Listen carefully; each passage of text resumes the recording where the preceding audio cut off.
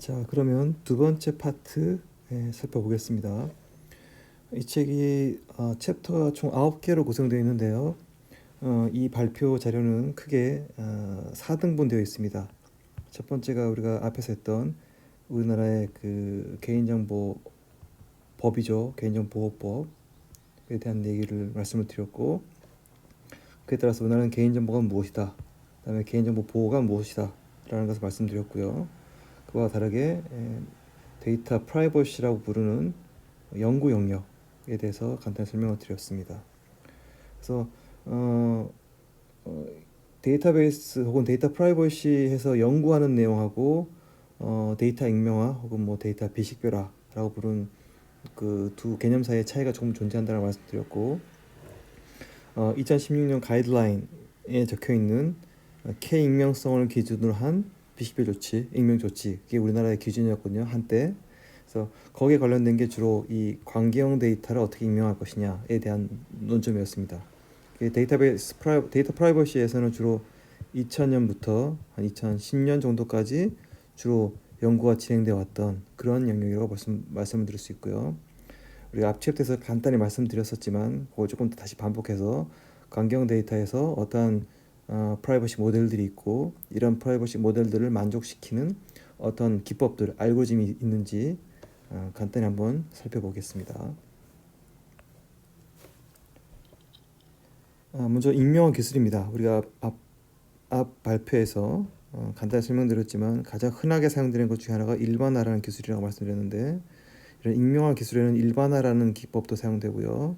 레코드를 변조하는 형태 혹은 테이블을 분리하는 형태, 이렇게 좀 다양한 형태의 테크닉들이 사용돼서 익명성이라는 기준을 만족하려고 노력을 합니다. 그래서 데이터 익명화 기술에 대해서 살펴볼 거고요. 그리고 데이터를 익명화하게 되면 데이터가 원본 데이터랑 값이 달라지죠. 그러다 보니까 원본 데이터보다는 데이터가 지니는 어떤 정보 양이 떨어질 수밖에 없습니다. 그래서 이렇게 익명 처리를 위해서 여러 가지 테크닉들이 사용된 데이터, 변형된 데이터가 원본 데이터에 대비해서 얼마나 데이터로서의 효용성, 유용성을 지니고 있느냐, 그런 데이터의 유용성에 대한 여러 가지 기준들이 많이 존재합니다. 이거에 대해서 저희가 살펴볼 거고요. 그 다음에 익명성 알고리즘, 강경 데이터베이스를 기반으로 해서 여러 가지 익명 알고리즘에 대해서 살펴볼 텐데, 저희가 두 가지 신택 프라이버시 모델, K 익명성이라는 프라이버시 모델과 그다음에 L 다이버시티라는 프라이버시 모델, 두 가지 모델에 대해서 개념을 살펴보고, 이 두 가지 모델들을 지원하는 알고리즘 몇 가지를 살펴보도록 하겠습니다. 자, 이제부터는 테크니컬하게만 설명을 드리겠습니다. 우리나라의 법 이런 건 떠나서요. 자, 익명화라는 기술적으로 익명화라는 것은 무엇이냐? 이게 데이터 프라이버시 관점에서 보게 되면 데이터를 통해서 발생할 수 있는 프라이버시의 유출 혹은 노출을 사전에 방지하도록 하는 기술. 그래서 이를 위해서 데이터를 어떻게 가공할 것이냐, 이것들을 다루는 것이 데이터 익명화라는 것입니다. 그래서 데이터를 잘 가공해서 어떠한 형태로 프라이버시가 유출되지 않는다. 다시 말하면 어떤 나쁜 의도를 갖고 있는 사람이 그 데이터로부터 프라이버시를 강제로 끄집어내려고 하는 어떤 공격이 있다고 가정했을 때, 그런 공격으로부터 안전하도록 프라이버시를 잘 보호할 수 있도록 하는 데이터 가공 혹은 데이터 처리하는 기술들을 익명화라고 부릅니다. 그래서 뭐 가장 원천적인 프라이버시 보호 방법은 데이터를 다 없애는 거죠. 그죠? 데이터가 없으면 그 데이터로 인해서 프라이버시가 유출될 가능성이 전혀 없습니다. 완벽한 프라이버시 보호가 가능한데, 이건 뭐 너무나 당연한 말도 안 되는 얘기죠. 그래서 어떻게 할 거냐? 최대한 데이터의 유용성은 유지 내지는 최대화시키면서도 프라이버시를 보호해야 한다라는 것이 이 데이터 익명화라는 영역에서 주로 해야 되는 일입니다. 얘를 만족시키면서 동시에 데이터 유용성까지도 최대한 잘 보장하자라는 거죠. 그래서 데이터 익명화 기술로 우리가 크게 세 가지 형태의 어프로치, 제너럴라이즈 일반화, 그다음에 레코드 변조 퍼터베이션, 그다음에 레코드 분리, 우리가 아나토마이제이션 이렇게 부르기도 하는데, 세 가지 기술에 대해서 한번 살펴보겠습니다. 첫 번째 일반화입니다. 우리가 앞에서 간단히 설명드렸기 때문에 대충 개념은 잘 아실 거고요. 이렇게 뭐 제너럴라이즈 한다. 값을 좀 더 일반스럽게 일반이란 뜻은 아주 특별한 값에서 아주 상세한 이그젝트한 값에서 좀 브로드한 넓은 범위로 값을 넓히는 걸 의미합니다. 주로 대상이 뭐냐? 준식별자 값을 주로 건드리죠. 준식별자 값을 원래 정확했던 값에서 약간 모호한 값, 넓은 값으로 퍼뜨리면 그 값을 갖는 그 값에 해당되는 레코드가 원래는 하나밖에 없었는데 여러 개가 되는 그런 것을 노리는 그런 접근 방법이 되겠습니다. 그래서 범주형 데이터 같은 경우는 범주 트리 형태로 일반화시키고요. 숫자형 데이터 같은 경우는 보통 범주 트리를 그 영역, 레인지 형태로 많이 바뀝니다. 그래서 가령 국가라 그러면 이게 범주 트리, 카테고리가 있으니까요. 이걸 사전에 이미 정의된 형태의 이런 카테고리를 범주 트리로 쓰면 되고요. 그다음에 숫자 같은 경우는 레인지죠. 뭐 1에서 10 사이, 11에서 20 사이 이런 식의 레인지 형태로 일반을 많이 시킵니다. 그리고 이 범주 트리든 아니면 이 레인지 형태이든 간에 이렇게 일반화, 제너레이션 하이라키 만들 때는 해당되는 데이터를 잘 사용하는 그리고 잘 알고 있는 어떤 전문가가 있다고 가정하고 그 전문가가 사전에 만들어 놓는다라고 가정하게 되겠습니다. 그래서 우측과 같은 그림이 대표적인 일반화된 하나의 그 테이블이 되겠습니다. 참고로 여기가 앞부분이 준식별자 영역이고요, QI 영역이고 오른쪽은 민감 속성, sensitive attribute, SA라고 부르기도 하고요, 혹은 measure attribute. 그러니까 다시 말씀드리면 어떤 측정값, 즉 우리가 관심 있어 하는 거는 나이 혹은 성별 혹은 어떤 살고 있는 지역에 따라서 어떤 병이 있느냐. 이게 우리가 어떤 분석을 할 때 다이멘션 차원에 해당되는 쪽에 많이 해당되는 속성들이고요. 이쪽이 우리가 알아보고 싶은, 측정하고 싶은, 매저하고 싶은 그런 속성들이 됩니다. 이 매저 애트리뷰트가 대부분 하필 민감 속성인 경우가 상당히 많습니다. 그래서 이렇게 우리가 이름을 부르고 사용을 합니다. 이때 일반화 시키는 대상은 왼쪽 준식별자 영역이고요. 그래서 이 준식별자를 가지고 누군지 정확히 알지 못하게 만들고 따라서 그 결과로 어떤 병명인지 알 수 없다. 이런 논리가 프라이버시 모델 초기 나왔던 K 익명성이라는 모델이죠. 자, 두 번째 레코드 변절한 건 뭐냐면 레코드 값을 바꾸는 거예요.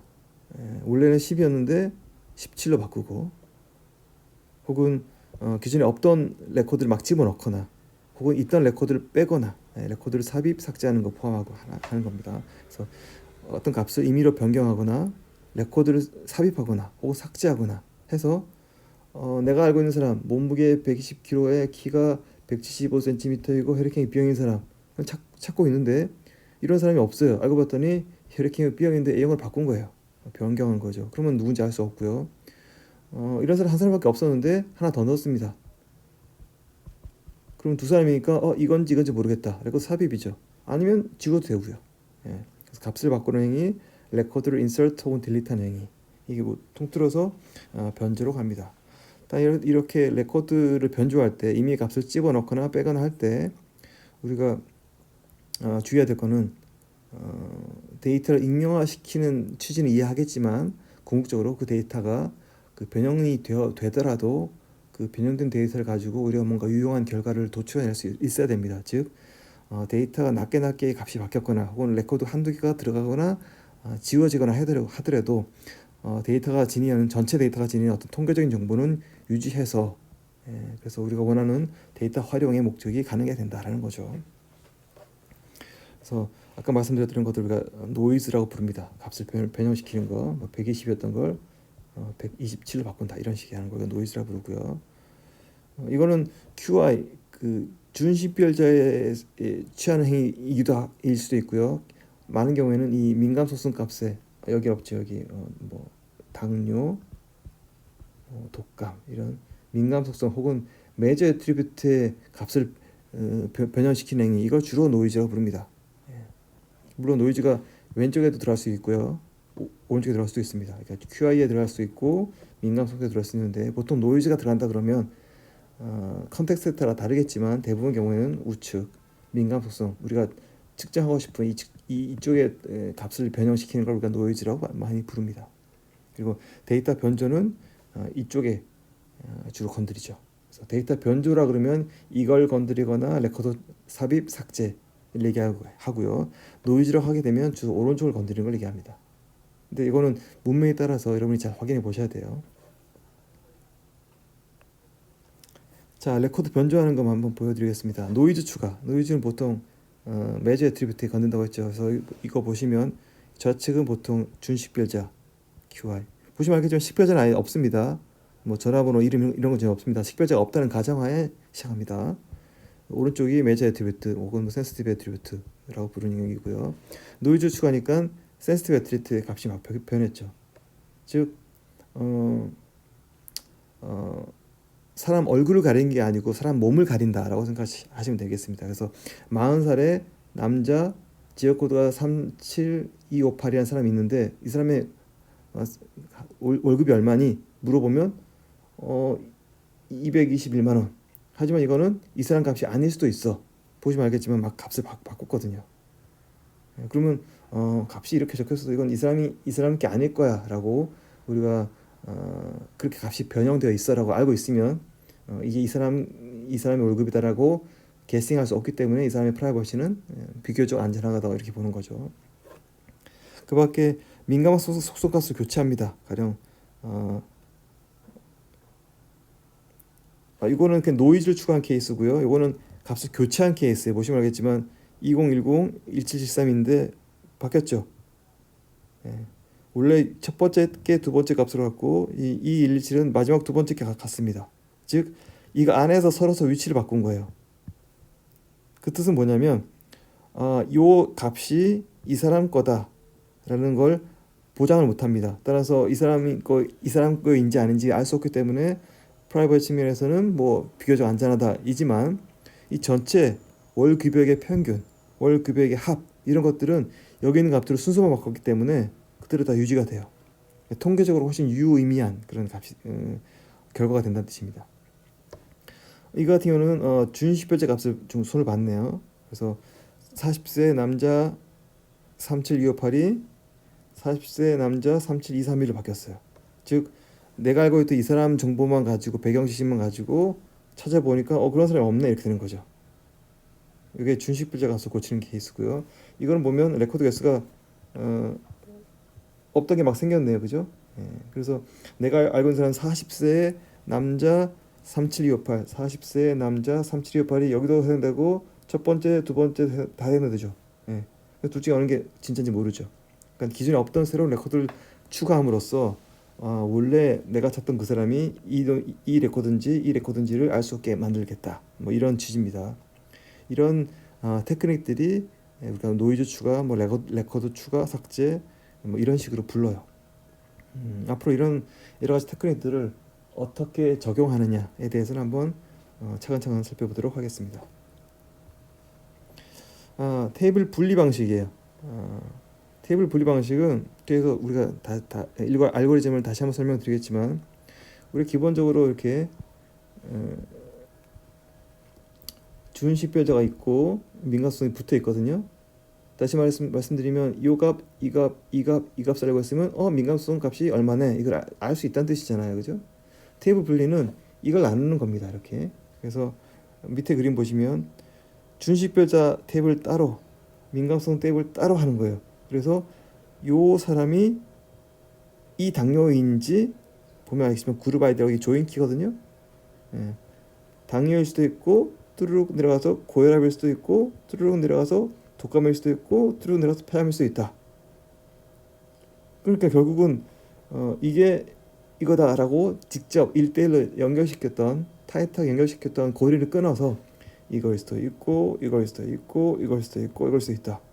그러면 결국은 이 사람이 민감한 정보 병명이 뭔지를 확실하게 알 수는 없죠. 4분의 1의 확률로 퍼뜨려 놓은 겁니다. 이렇게 해서 테이블을 분류시켜 놓으면 각각 어떤 사람이 무슨 병에 걸려 있다는 걸 알 수 없지만 정확히 알 수 없지만 총 당뇨 환자가 몇 명이다 혹은 고혈압 환자가 몇 명이다 이런 것들은 전혀 손상을 입지 않죠. 혹은 여기에 남자 여자 비율이 어떻게 된다든가 연령이 평균 어떻게 된다든가 이런 값들 역시 전혀 다치지 않습니다. 통계적으로 훨씬 더 유의미한 결과를 남겨두면서 그러면서도 특정 개인의 민감한 소송값이 함부로 계승되지는 못하게 하는 그런 접근 방식이 테이블 분리 방식이에요. 그래서 이건 뒤에서 다시 한번 알고리즘 가지고 설명을 드릴게요. 자, 그 다음에 데이터 유용성 부분입니다. 기본적으로 익명화라는 과정을 거치면 데이터를 어떤 형태든 변형을 시키고 레코드를 추가하고 삭제하기 때문에 원본 대비 데이터의 퀄리티가 떨어지는 건 당연합니다. 그래서 데이터의 유용성을 어떻게 하면 최대한 보장 혹은 높일 거냐에 대해서 항상 관심이 많고요. 그래서 이 데이터의 유용성에 대해서 판단 기준이 여러 가지가 있을 수 있습니다. 그래서 원본 테이블과 비교해서 데이터가 얼마나 많이 손실되었냐를 볼 수도 있고, 경우 따라서는 그 변형된 데이터를 갖고 원본 데이터를 얼마큼 많이 복원, 유추할 수 있느냐, 이런 관점에서 유용성을 정의할 수 있습니다. 또 하나는 우리가 이 데이터가 어떻게 사용될 것이다를 미리 사전에 알고 있다 그러면 그 목적에 맞게끔 데이터를 잘 변형할 텐데, 많은 경우에 이 데이터가 어떻게 사용될지를 몰라요. 범용을 가정하고 데이터를 익명화시키게 되는데, 그럴 경우라면 어쩔 수 없이 데이터 유용성이 많이 떨어집니다. 내가 이 데이터를 나중에 평균만 구할 거야. 그렇다면 앞서 말씀드린 대로 민감소송 값을 다른 레코드랑 바꾸기만 해도 평균 같은 하나 안 변하죠. 그렇다면 데이터 유용성이 높아질 텐데, 대부분의 경우에 데이터를 배포하는 사람 중에서는 데이터가 나중에 어떻게 쓸지, 누가 쓸지 이런 걸 염두에 두지 않고 한다는 점. 그래서 데이터 유용성에 대한 기준 자체를 우리가 미리 사전에 알 수 없다. 그래서 어렵다, 이렇게 이해하시면 되겠습니다. 여러 가지 데이터 유용성을 측정하는 매트릭도 있어요. 가장 대표적인 게 로스 매트릭이라고 부르는 건데, 이건 보통 원본 대비 값이 어떻게 바뀌었을 때 이 바뀐 양이 얼마나 많으냐를 보통 0과 1 사이의 어떤 소수 형태로 정교화시켜서 노멀라이즈 시켜서 표현하는 값입니다. 그리고 이거는 주로 일반화 형태의 데이터를 변형시키는 어프로치에 주로 많이 씁니다. 그리고 두 번째는 테이블 분리 기술 같은 걸 쓸 때는 리컨스트럭션 에러라는 매트릭을 많이 써요. 이건 뭐냐면 테이블 분리를 하게 되면 이렇게 붙거나 이렇게 붙거나 이렇게 붙거나 모든 가능성, 여러 가지 조합의 경우의 수가 많아지기 때문에 안전하다, 이런 논리이기 때문에 이걸 생각하면 이런 것도 가능하고 이런 것도 가능하고 이런 것도 가능해진다는 뜻이거든요. 그 뜻은 그 결과가 지니는 불확실성 내지는 모호성이 커진다는 의미도 됩니다. 따라서 이 경우에는 이걸 가지고 다시 원본 데이터를 만들 때 필요한 에러, 이거 가지고 원본을 만들게 되면 실제 원본은 요건데 이렇게 만들어져. 따라서 많은 차이가 발생할 수밖에 없어. 이런 차원에서 복원 오류라고 불리는 리컨스트럭션 에러라는 매트릭을 유용성 척도로 많이 사용을 합니다. 그 밖에 특정한 목적을 위해서 만드는 경우라 그러면, 가령 나는 이 데이터를 가지고 분류할 거야 그러면 원본에서의 분류 결과하고 내가 데이터 익명 처리한 이 가공한 데이터에서의 분류 결과가 얼마나 많이 달라지느냐, 그런 걸 가지고 우리가 유용성 평가를 할 수도 있겠죠. 이거는 그때 목적에 따라서 달라지는 경우입니다. 자, 그래서 이제 프라이버시 보호 모델, 이거 우리가 이 전통적인 프라이버시 보호 모델인데요. 이걸 우리가 신택틱 모델이라고 부릅니다. 그리고 뒤에 나중에 시멘틱 모델이라는 것도 말씀드릴게요. 신택틱 프라이버시 모델이라고 부르는데, 어떤 데이터를 어떤 기준에 맞춰서 변형을 시켜라라는 정형화되어 있는 프라이버시 모델입니다. 그리고 그런 거에 대해서 우리가 K 익명성, K anonymity, 그다음에 L diversity, L 다양성 두 가지의 프라이버시 모델에 대해서 설명을 드릴 거고요. 각각 구현하는 알고리즘들, K 익명성은 전역 변환 알고리즘도 있고 부분 변환 알고리즘도 있고 두 가지 그룹에 대해서 간단히 소개해 드릴 거고요. L 다양성 기법에 대해서는 아나토미라고 불리는 이게 테이블을 분리하는 겁니다.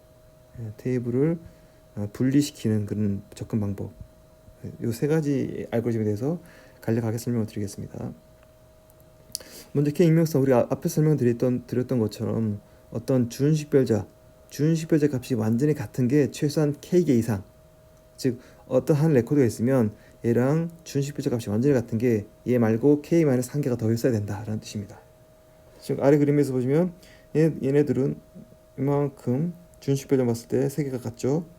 준식별자 봤을 때 4개가 같죠. 얘들을 우리가 준식별자 같은 애들이 이라고 동질 클래스라고 부릅니다. 여기서는 동질 클래스 2개 있는 거고요. 첫 번째 동질 클래스는 구성 원소가 4개, 두 번째 동질 클래스는 구성 원소 3개입니다.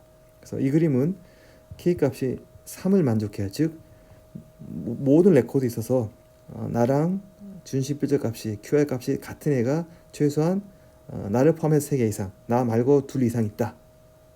그런 뜻입니다. 이 그림은 K가 3을 만족하는 그림이에요.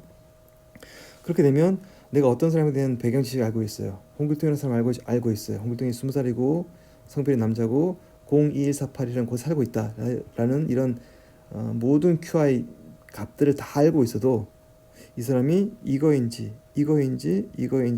모르죠. 레코드 4개나 있으니까 4개 중에 어떤 게 홍길동인지 알 수 없거든요. 따라서 그 사람 병명이 당뇨인지 간암인지 독감인지를 알 수가 없게 된다. 이런 논리입니다. 이게 K익명성 수인이라는 분이 만드신 그 가장 초기, 가장 기본적인 synthetic privacy 모델이 되겠습니다. 그래서 이런 K익명성을 만족시키는 알고리즘이 굉장히 여러 가지 있는데 그 중에 하나 가장 대표적인 게 전역 변환 기법, 우리가 보통 full domain generalization이라고 부릅니다. 이건 뭐냐면 우리가 앞서 설명드렸던 대로 어떤 일반화 규칙, generalization 규칙이라는 걸 두고 그 규칙들을 각 애트리뷰트에, 각 QI 애트리뷰트, 준식별자 애트리뷰트에 하나씩 적용해서 한번 다 적용해보고 모든 레코드 다 변환시킵니다. 그래서 우리 전역 변환을 불러요. 모든 레코드 다 변환시킨 다음에 K값 측정해보고 또 다른 애트리뷰트 하나 더 고친 다음에 K 측정해보고 이런 식으로 모든 레코드에 대해서 일반화 규칙에 따라서 일반화 시켜본 다음에 K 조건을 만족하냐 그렇지 않냐 체크한 다음에 만족하면 끝, 그렇지 않으면 또 다시 일반화. 이런 기법을 쓰는 게 풀 도메인 제너레이션 기법입니다. 여러 가지 알고리즘들이 있어요. 인코그니트라든가 오일러라든가 플래시 같은 여러 가지 알고리즘이 있는데 가장 이해하기 쉽고요. 보통 사람 입장에서 이해하기 쉽고 그 일반화된 결과 모습 역시 우리가 보기에 직관적이고 이해하기 쉬워서 비전문가가 데이터를 이해하고 분석하는 데 편합니다. 그런 특징이 있습니다. 대신 데이터의 유용성은 그렇게 좋진 않아요. 자, 이게 앞서 설명드렸던 그 제너럴라이즈 하이라키입니다. 데이터를 일반화시키는 여러 가지 룰들. 이 룰은 데이터 전문가가 만드는 겁니다. 가령 이 예제에서는 연령, 나이라는 애트리뷰트를 이렇게 분류했어요. 맨 밑단계는 10살 단위 레인지, 그다음에 30살 단위 레인지, 전체. 이 3단계로 일반화시켰고요. 우편 번호는 1000 단위, 3000 단위, 그다음에 전체. 이거 3단계로 했네요. 성별은 2단계. 이거 모든 조합을 다 하게 되면 이렇게 되죠. 그래서 이건 A형, S형, P형은 세 칼럼 모두 하나도 일반화 안 한 거고요. A2, S1, P2는 A는 2단계, S는 1단계, P는 2단계. 전부 다 맥스로 일반화시킨, 2레벨로 일반화시킨 그런 케이스가 되겠습니다. 그래서 어떻게 일반화시키면 K를 만족할까? 이게 뭐든지 스캔해서 다 계산해요. 물론 이걸 어떻게 하면 조금 덜 계산한 다음에 빨리 가장 좋은 K를 찾느냐 이런 알고리즘적인 요소가 가미되긴 하지만 기본적인 어프로치는 한번 변형시켜보고 K를 계산해보고 또 하나 변형시켜보고 K를 계산해보고 이런 식의 반복적인 작업이 이루어집니다. 그래서 전역변을 하게 되면 이렇게 됩니다. 가령 A2, S0, P2 그러니까 나이는 2단계 그러니까 2단계면 이겁니다. 0에서 59 다 한 거네요. 성별은 S0 그러니까 하나 더 일반화 안 한 겁니다. 남녀 그대로 남아 있고요. 우편번호는 P2면 이거죠. 이거면 역시나 이거 다 한 거네요. 이런 단계 일반화시키면 모든 레코드가 이런 레코드도 연령 A2로 성별 S0로 우편번호 P2 단계로 일반화시켜라. 다 똑같이 일반화 다 시킵니다. 그럼 모든 레코드가 이렇게 바뀌어요. 이 결과를 보시면 모든 게 규칙적으로 똑같이 바뀌죠. 그죠? 바뀌어야 될 것들은 다 똑같이 바뀌고 안 바뀔 건 다 똑같이 안 바뀝니다. 이렇게 되면 결과가 어떻게 될까요? K 값은 얼마가 될까요? K 값이 얘랑 같고요. 그 다음에 하나, 둘, 셋, 네 개가 같네요. 그러니까 서로 네 개 같으니까 K가 4를 만족하는 그런 결과가 됩니다. 이 결과는 이게 Full Domain Generalization 전역 변환이라고 부르는 기법이에요. 결과가 우리 눈에 보기 쉽죠. 자, 그 밖에 부분 변환 알고리즘이 있어요. 그 전역 변환 알고리즘은 성별 한 단계 다 받고 우편 번호 한 단계 다 받고 이렇게 모든 레코드들을 정형화되어 있는 규칙화되어 있는 하나의 룰에 다 통일시킵니다. 반면에 부분 변환은 동질 클래스 개수를 K를 맞추기 위해서 가능한 일부분만 변환시키자라는 논리예요. 오른쪽 그림 보시면 1324 얘랑 같죠. 동질 클래스입니다. 그 다음 1826과 이게 또 동질 클래스예요. 그 다음에 3139 이거 두 개가 동질 클래스, 이거 두 개가 동질 클래스예요. 그죠? 즉 이거 K2를 만족합니다. 모든 동질 클래스가 최소한 크기가 2 이상이죠. 근데 보시면 알겠지만 이 성별 칼럼은 어떤 칼럼은 남녀 그대로 남아있는데 어떤 칼럼은 별표 처리되어 있고 얘는 1324 1826 왠지 인터벌이 다르죠? 앞에 그림 보시면 다 동일한데 얘는 1324인데 그 밑에 있는 애는 1826이에요. 그 심지어 렌즈 겹칩니다. 그죠? 이게 부분 변환이에요. 즉 얘네 둘 이 동지 클래스로 만들기 위해서는 값을 이렇게만 바꾸면 된다 이거예요. 얘랑 만나서 우리끼리 한 그룹 하자. 그러면 13과 24까지 퉁치자. 이렇게 남녀니까 별표로 퉁치자. 130681과 44074 우리 이렇게 퉁치자. 나머지는 건들 필요 없는 거죠. 이해되시나요? 얘네 둘이 만나서 레인지를 합해버리면 이렇게 됩니다. 그래서 동질 클래스를 구성하는 애들끼리만 서로 스스로 자기들끼리 로컬하게 일반화시키자라는 게 부분 변환이에요. 결론적으로 말씀드리면 결과 테이블에서 일관성이 확실히 떨어집니다. 그래서 내가 특정한 데이터 찾을 때 옛날 같았으면 이 레코드가 그 레코드입니다라고 눈에 보이지만 이거는 얘도 해당되고 얘도 해당되고 이런 경우가 많아요. 즉 비전문가 입장에서는 데이터 분석할 때 어려워 보일 수도 있습니다. 하지만 데이터 변형시킬 때 동질 클래스를 구성하는 최소의 양만 변환시키기 때문에 정보 손실량이 훨씬 작습니다. 그런 특징이 있다라는 게 부분 변환의 기법이 지니는 장점이 되겠습니다.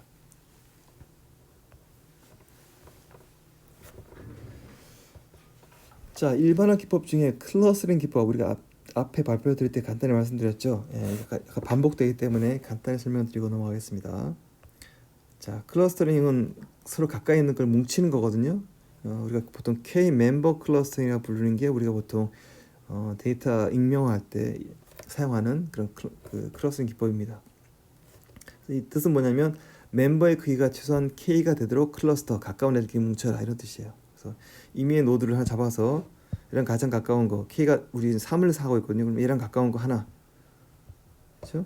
그다음 얘랑 또 가까운 거 하나 해서 이렇게 만들면 얘는 클러스 3을 만족해요. K는 3, 동질 클래스의 크기가 3 됩니다. 얘는 오케이. 얘를 빼고 나머지끼리만 하면 됩니다. 나머지 할 때는 현재 만든 거랑 정반대에 있는 멀리 있는 데 가서 걔를 시드로 잡고 새로운 시드를 잡고 이웃에서 하나 더 붙이고 해서 이런 식으로 클러스터 이것도 K가 3 되죠. 그럼 또 다시 점프해서 또 멀리 있는 거 잡아서 근처에 있는 거 붙이고 근처에 있는 거 다시 붙이고 또 K3 만들고 또 점프해서 하나 둘 세 개 이런 식으로 해서 남아있는 애들 없이 모든 애들이 다 어딘가에 포함되고 그 클러스의 모든 클러스 크기가 3 이상이 되면 이 클러스팅이 멈춥니다.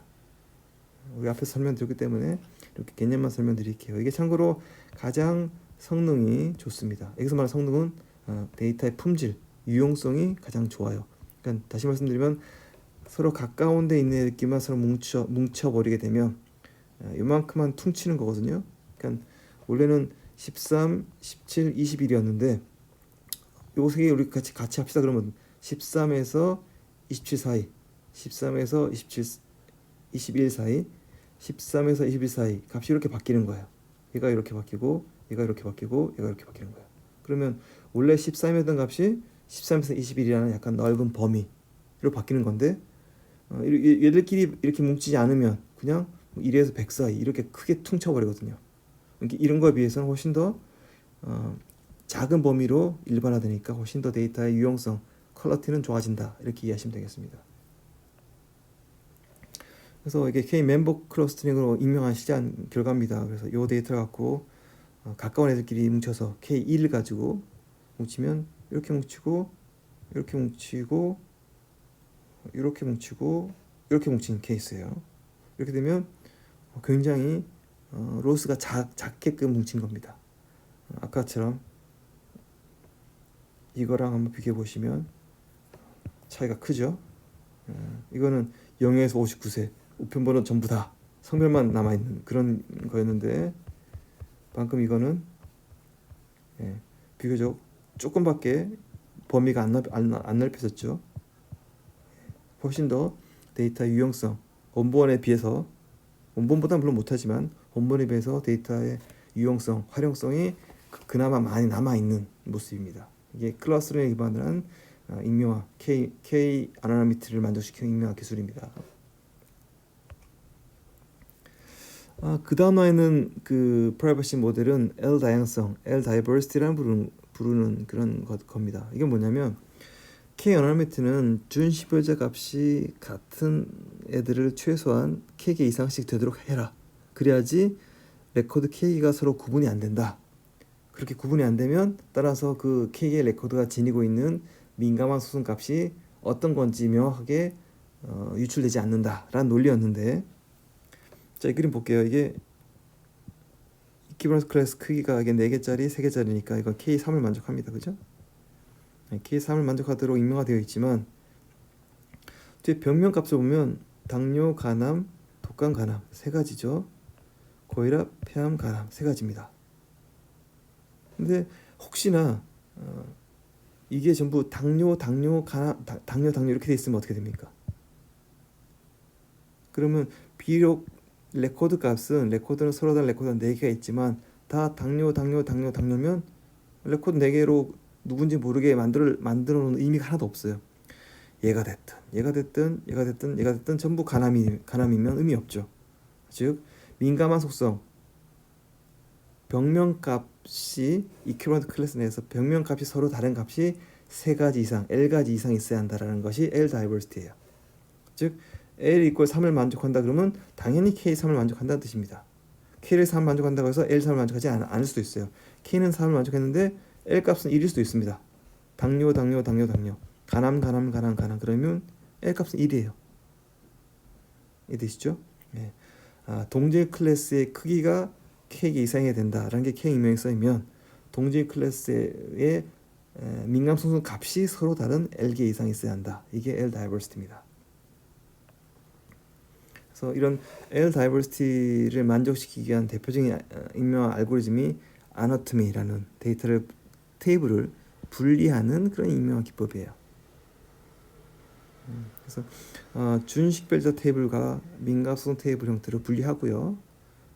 L 다이버시티, L 다양성을 만족하기 위해서 레코드를 민감성 기준으로 그룹핑, 버킷화를 한 다음에 레코드 가장 많은 버킷부터 차례대로 L개의 레코드를 선택해서 그룹을 만듭니다. 마지막 남은 레코드가 L-1개가 될 때까지 반복하고 그러면 맨 마지막은 기존 레코드에 그냥 집어넣으면 됩니다. 자, 어떻게 하는지 한번 예를 가지고 보겠습니다. 이게 원본 데이터예요. 앞부분이 QI, 준식별자, 이게 민감성입니다. 그래서 민감성 그룹을 나누면 당뇨인 사람 레코드 2개, 독감 레코드 2개, 간암 레코드 3개. 이제 분리할 거거든요. 자, 그러면 각 우리가 L1을 만족한다고 지금 가정하겠습니다. 각 버켓별로 하나씩 가지고 옵니다. 제일 큰 것부터 간암, 편의상 당뇨 할게요. 당뇨랑 간암을 가져오고 있으면 이렇게 가져오고 이렇게 가져옵니다. 그래서 이 레코드가 1을 가고요. 이 레코드가 1을 갑니다. 그런 다음에 같이 두 개를 갖고 와서 그룹 1로 바꿔줘요. 두 개를 그룹 1인데 그룹 1이 뭐냐? 당뇨이기도 하고 간암이기도 하다. 이해되시나요? 즉, 20살 남자 02L18이야. 그러면 그 사람은 1그룹이야. 1그룹이 뭔데? 갔더니만 1그룹은 당뇨 또는 간암이야. 그러니까 값이 민감성 값이 하나가 아니고 두 개, L이기 때문에 두 개로 링크되죠. 자, 두 번째 이제 간암 하나 빼오고요. 애니메이션 있습니다. 두 번째 간암 하나 빼오고요. 독감 하나 빼오고 간암 하나 빼옵니다. 그러면 요거 사라지고 요거 사라집니다. 이렇게 나란히 되고 이건 두 번째 그룹. 두 번째 그룹은 뭐냐? 방금 요거랑 요거 나왔죠. 두 번째 그룹은 독감과 간암입니다. 마찬가지로 요 값이 이 그룹이니까 독감일 수도 있고 간암일 수도 있고 한 거예요. 나머지 이제 독감 하나 남았고요. 간암 하나 남았고요. 이게 무르르 죄송합니다.